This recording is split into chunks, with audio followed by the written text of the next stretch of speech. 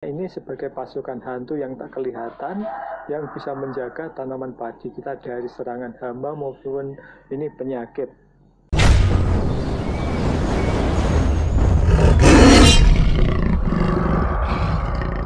Assalamualaikum warahmatullahi wabarakatuh. Halo Sobat Tani semua, ketemu lagi dengan saya di Yo Tani Channel wong desa sing disemangat kerja masio hasilnya rasa piro.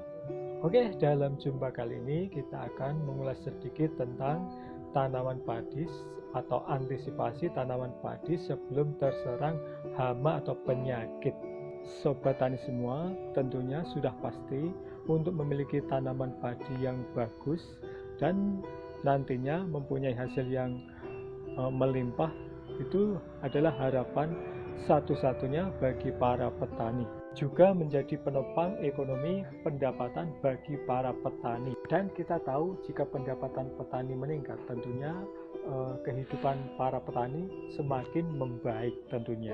Nah, itu semua tak lepas dari usaha kita dalam mengantisipasi tanaman padi dari serangan hama juga penyakit. Tentunya dalam hal ini apa yang mesti harus kita lakukan agar tanaman kita atau tanaman padi tidak terserang oleh penyakit, yaitu yang pertama pengendalian gulma secara terpadu, yaitu pengendalian dengan cara pengolahan tanah secara sempurna, mengatur air di petaan sawah, menggunakan benih padi bersertifikat, hanya menggunakan kompos sisa tanaman dan kompos pupuk kandang, juga menggunakan herbisida apabila intensitas gulma sudah tinggi.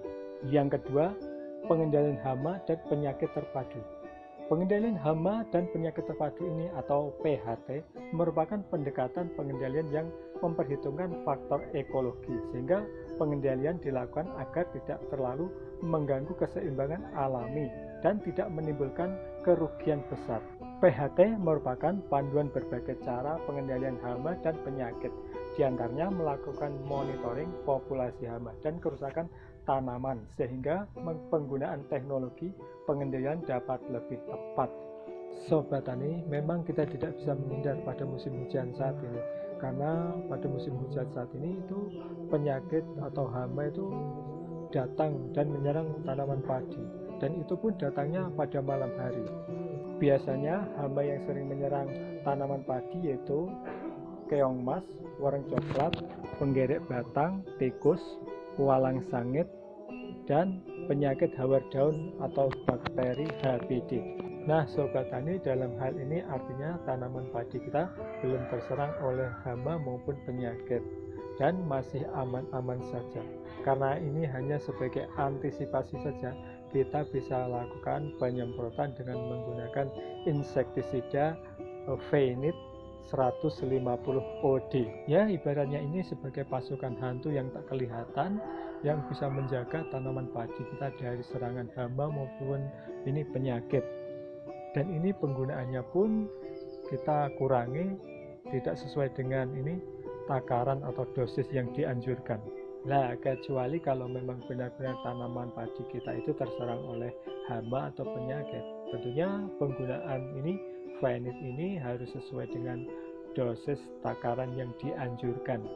Oh ya Sobat Tani, untuk penggunaan insektisida Fenit ini untuk ukuran normalnya dalam satu tangki itu satu tutup. Nah, karena ini hanya sebagai antisipasi saja, kita gunakan setengah tutup untuk satu tangkinya. Nah Sobat Tani, kita akan ulas sedikit tentang insektisida 150 OD. Insektisida 150 OD adalah insektisida racun kontak dan lambung berbentuk pekatan yang dapat diemulsikan berwarna coklat muda untuk mengendalikan hama-hama penting pada tanaman kubis dan bawang. Perlu diketahui Sobat Tani, ternyata insektisida Fenit 150 OD ini mempunyai keunggulan dibanding insektisida yang lainnya, yaitu cara kerja obat unik. Ulat yang terpapar insektisida ini mengalami efek stop feeding, yaitu ulat tidak mau makan lagi. Kemudian double bahan aktif, yaitu emamectin benzoat 75 gram per liter dan iofenuron 75 gram per liter. Daya bunuh ulat lebih cepat, aman untuk tanaman, dan tidak menyebabkan resistensi. Oh ya Sobat Tani, sebenarnya insektisida Fenit 150 OD ini difungsikan untuk tanaman ini kubis, bawang merah, dan jagung. Namun ini bisa difungsikan atau bisa digunakan untuk tanaman padi, terutama ini bila terserang penggerek batang atau ulat batang. Nah, kemudian dalam penggunaan pestisida Fenit ini bisa dikompilasikan bersamaan dengan pupuk NPK cair maupun tabur atau bubukan. Dan kita saat ini menggunakan pupuk NPK ini Sampurna D.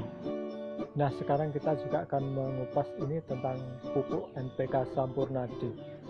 Pupuk Sampurna D merupakan pupuk NPK majemuk dan sebagai pupuk daur foliar berbentuk kristal yang mampu mendorong pertumbuhan tanaman sehingga dapat tumbuh lebih cepat. Juga mampu menginduksi fase pertumbuhan vegetatif pada tanaman, yakni pada pertumbuhan pada daun.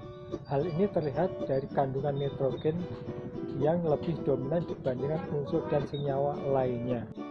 Nah, kemudian pupuk Sampurna D ini juga cocok untuk tanaman hias maupun tanaman buah, karena hasil yang memuaskan dapat diperoleh dari pengaplikasiannya terhadap semua jenis tanaman termasuk bunga.